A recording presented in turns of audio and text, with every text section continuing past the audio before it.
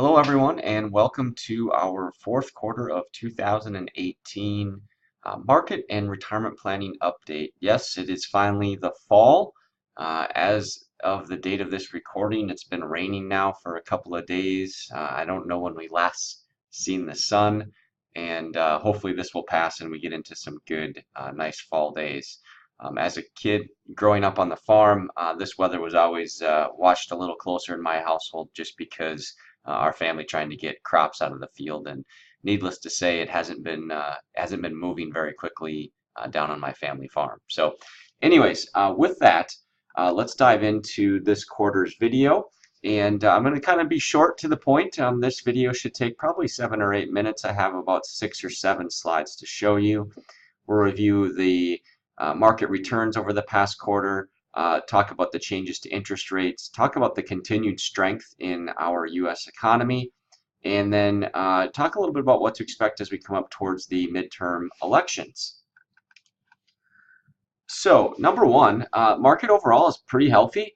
We haven't seen the consistent breadth among all asset classes as we saw in 2016 and 2017 this year, because as you'll see, we're seeing a little bit more disparity.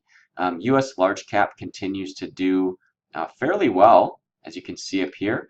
You can see that international emerging markets are tending to underperform again this year by actually a fairly substantial margin. Ironically, if we look back last year, they were our best performing asset class. And then we get down here, over the past really 5-6 years, we've seen very consistent positive performance across the board from fixed income.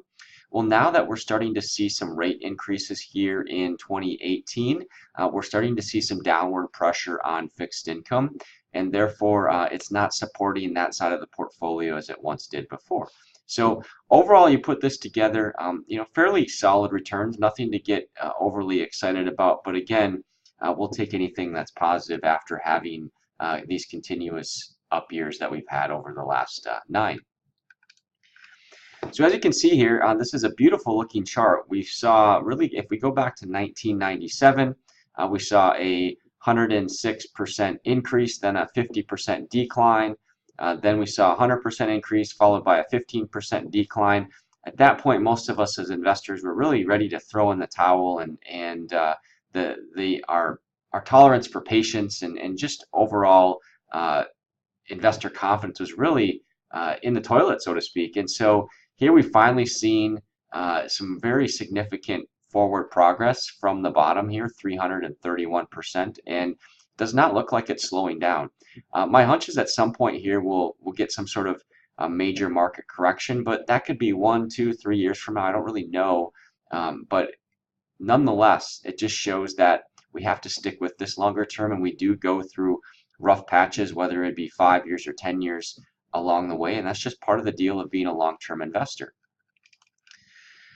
Again, one of the concerns that we hear from all the market pundits are, the market has to be overvalued or it's worth too much on all these relative valuation metrics. And when you look at this, that's really not true.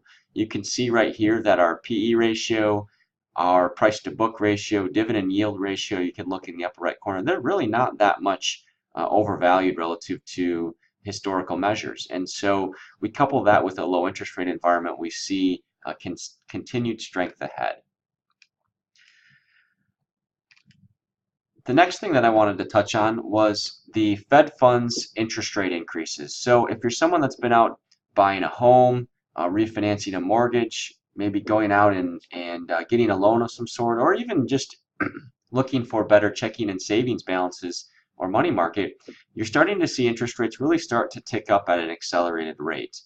Now, keep in mind we were starting from the bare bones bottom here, but really over the course of the last 2 years, 2017 and 2018, we're starting to see, if we count that up now, 1, 2, 3, 4, 5, 6, 7 different interest rate increases, and now we've seen 3 this year.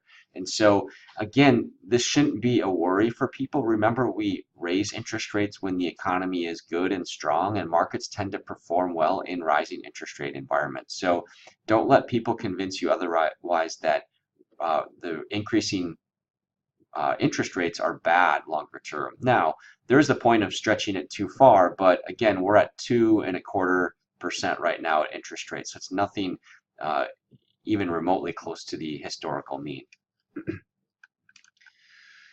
And then I came across an interesting research report from LPL Financial that showed that, interestingly, when we look at midterm elections going all the way back to 1946, right? So we're going over basically a 60-year period, regardless of who had the House, who had the Senate, who was, president, regardless of party. 1 year following that, every single time period, the market was positive. That's 18 for 18. I mean, that is phenomenal. So this is something I'm going to be using with people as we move forward throughout the next year, is that we have to play the odds in our favor. We have to look at this and say that this seems to be fairly opportunistic and fairly solid for the markets longer term. And so in the recent, if we look at the last 3 or 4 years, it hasn't been anything overly aggressive, 4.5, 3.7, 6.7. But overall, to me, this is a very, very positive sign along the way. So no reason to sell out now. Again, there's always going to be that first time where the market does, but overall, I feel very strong at where we're at in the economic cycle. Again, just to reiterate, housing overall is really strong. We're seeing some slowdown as far as new building construction, but at the same time doesn't mean that housing and prices are recessing or anything like that. It's just as interest rates are slowly starting to peak up. Obviously, a lot of people have bought homes or built new homes over the last 5 years, and so this maybe just might be a little speed bump along the way. So in conclusion, the economy remains strong. I see continued strength. When I see things like market doing well after midterm elections and these types of statistics, to me that proves to be a strong, healthy cycle that does not require us to look or approach things differently. Unemployment continues to be very low.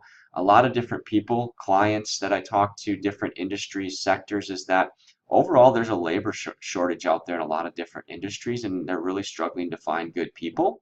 I know that may be a problem for businesses, but that is a good sign of overall economic strength.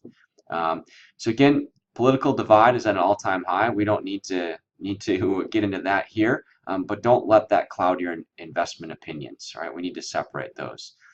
Again, I stress patience. Just because the markets are humming along here does not mean that we always have to do something. So with that, as always, I appreciate your time. I hope that you found this short little 8-minute video beneficial, and everyone have a wonderful fall. Take care.